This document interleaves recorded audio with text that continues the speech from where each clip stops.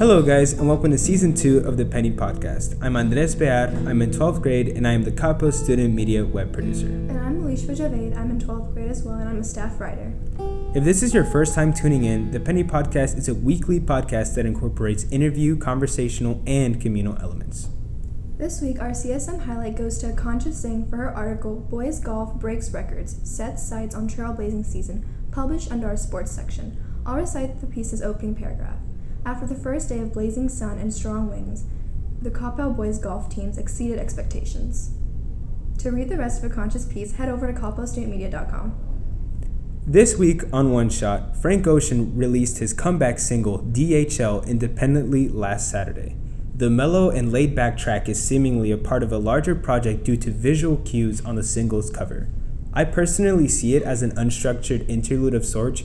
I'll be taking a more in-depth look into his upcoming era next podcast. Now onto the main show. What is your full name, grade, and favorite color? My name is Kamryn Olson. I'm in 12th grade, and my favorite color is black. Oh, nice. You are currently directing and producing Inside of Mind. Can you give us a quick synopsis of your film and some of its major themes? Yeah, so as you said, it's called Inside of Mind. I'm making it for my IB cast project. It's pretty much just a story of a high school girl going through life, going through typical high school struggles, but she deals with depression and anxiety, as well as her brother also deals with ADHD, and we just explore how it affects her and her friends and her family. And how did you get into short films? I spend a lot of time on YouTube, and I watch a lot of short films, and I really like writing. It's one of my favorite things to do, and I took it upon myself one day to start exploring scripts and discovering whether or not I liked to write scripts instead of books and stories, which I found really daunting, and I enjoyed it a lot. I found that this could be my new passion, and I wanted to try it out. How do you think your experiences with stress and anxiety played a role in crafting the characters and scenes present in the film? I really put a lot of myself into Sam, the main character, but it helped my struggles with anxiety and a lot of stress with schoolwork. It really went into me trying to develop a good message through my characters and getting not only myself into this one character, but all of the other stories and experiences that I've heard about. I wanted to get that into one character and just have that explain the situation, I guess, that everybody goes through. I know it's different for everybody, but I wanted this one character to generalize. But really, I tried not to limit it to only myself. I tried to get other inputs and other experiences into my characters. Okay. And what was the process like? How did you go about planning, shooting, and directing your film?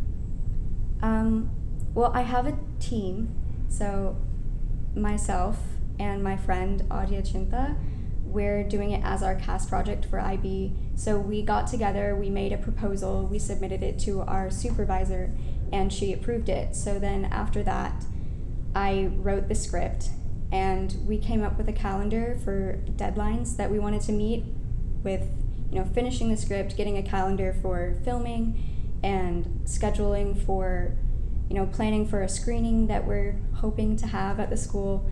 But we really just tried to take a rational approach, a realistic approach, but also something that was efficient and would allow us to use it as our cast project in order to, fulfill our needs for getting an IB diploma while also just allowing us to have fun. Good. Oh, and throughout that process, what was a challenge or hurdle you had to overcome? I think the biggest challenge has definitely been finding equipment. We had originally planned to film during the summer, and that didn't happen because equipment is very expensive, and we only have a limited amount of money. The school has a budget for IB cast projects, but we are trying to limit our use with that because we know short films can be pretty expensive to produce. So the hurdle with not being able to rent equipment was really big. So we had to postpone our filming. We're trying to use what we have already or contacting other organizations to try and borrow their equipment, but we haven't gotten a concrete plan yet. With films such as Black Swan, The Perks of Being a Wallflower, and most recently Joker, as well as TV shows like 13 Reasons Why, featuring mentally ill characters, how do you think your interpretation stands up? Like, does it lean more towards realism than fantastical elements? I would say it's definitely more realism. My script has been compared to 13 Reasons Why a lot, and I see where that comes into play, but I tried to take into account that 13 Reasons Why was not accepted by a lot of people. It had a lot of backlash, and I tried to take in the criticisms that 13 Reasons Why got and put it back into my work. So I revised a few things, and I made sure that my ideas were getting through clearly, and I wanted to make sure that I got the idea of not blaming other people for the mental illness like Hannah Baker did in 13 Reasons Why. That was not taken well by the audience. I wanted to make sure that I was focusing on Sam, my main character, and how her mental illness affects her and how it affects other people, but I wanted it to solely be focused on her for a majority of the film. Okay, so you think that grounded the mentally ill aspect of it? With depression and anxiety and ADHD as a separate subplot type thing, I really focused on depression and anxiety though, and I feel like those mental illnesses are typically more real, not like the others don't exist, but more as more people can relate to them, more people can understand them.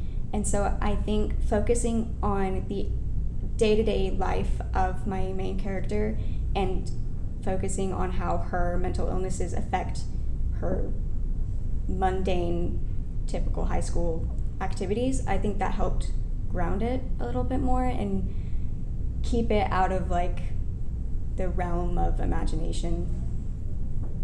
Okay, that makes sense.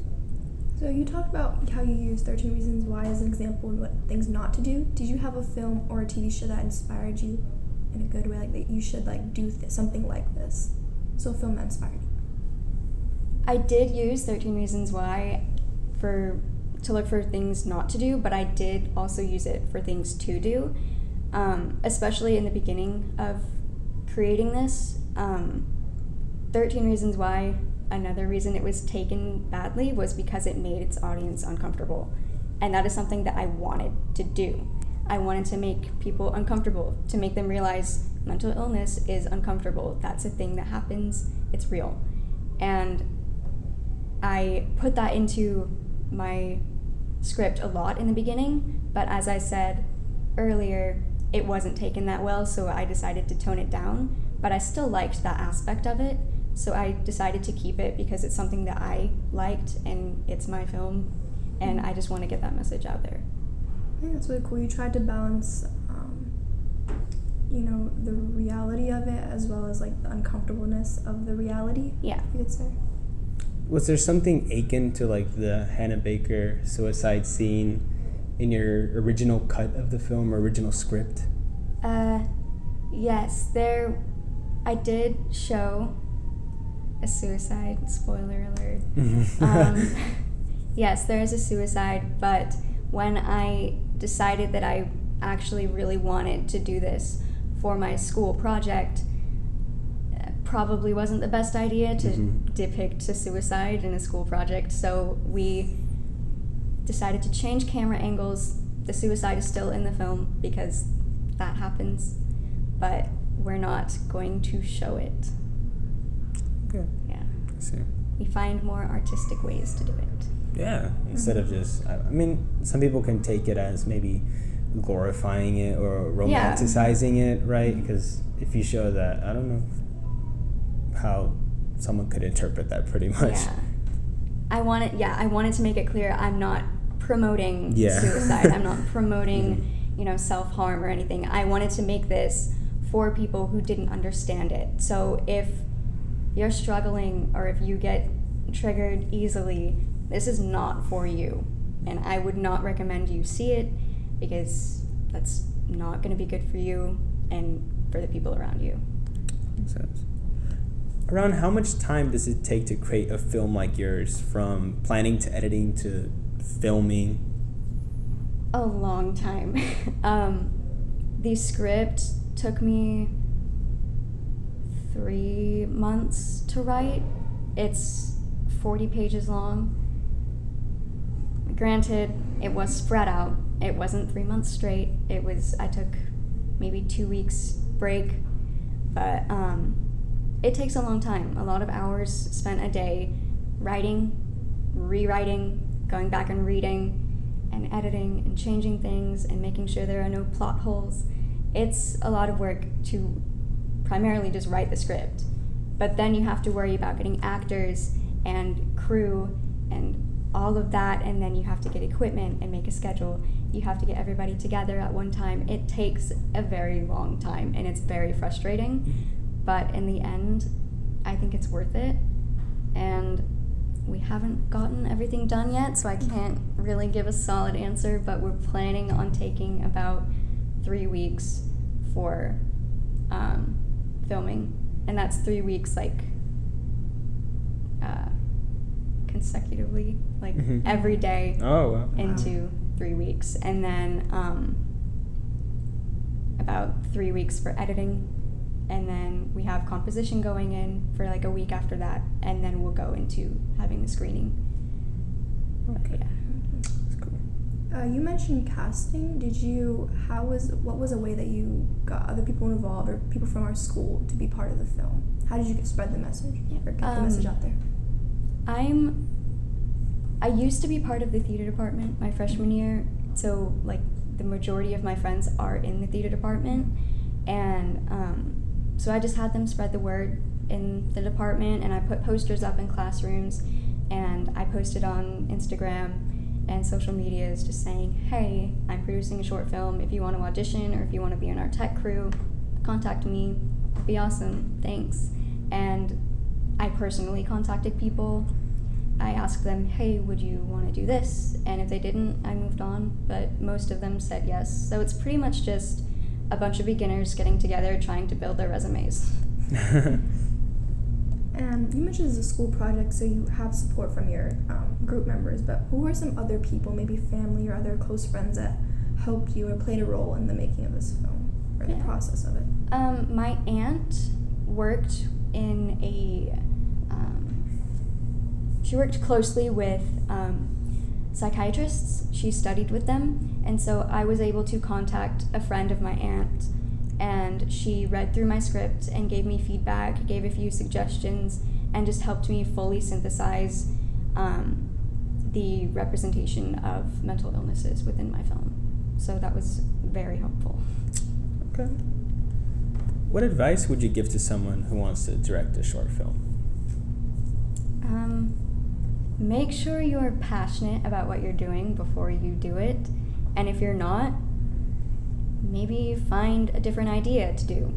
You want to make sure that you're producing and, creating something that you love, especially if it's your first project, because if you do it for your first project and you hate it, you're going to get discouraged.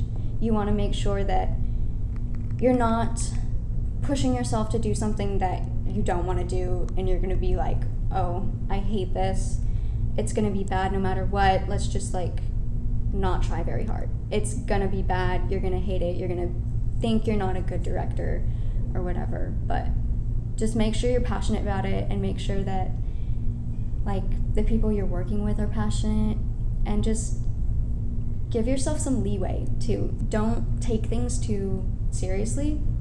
you're gonna mess up, things are gonna get behind, things are gonna change.